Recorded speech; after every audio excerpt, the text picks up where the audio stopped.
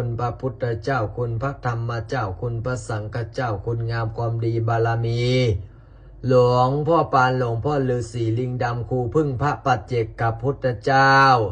เจ้าของพระกฐาเงินล้านจงมาเปิดโชคเปิดลาภเปิดวาสนาเปิดบารมีเปิดดวงสตาเศรษฐีเปิดดวงการเงินการงาน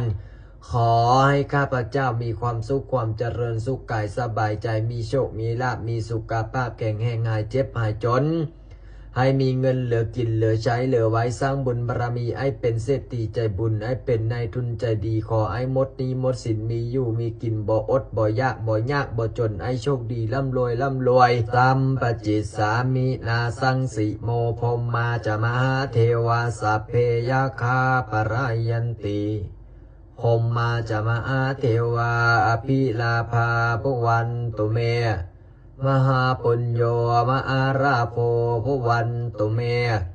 มีเตปาโหอาติพุทธมะอาอุนะโมพุทธายะ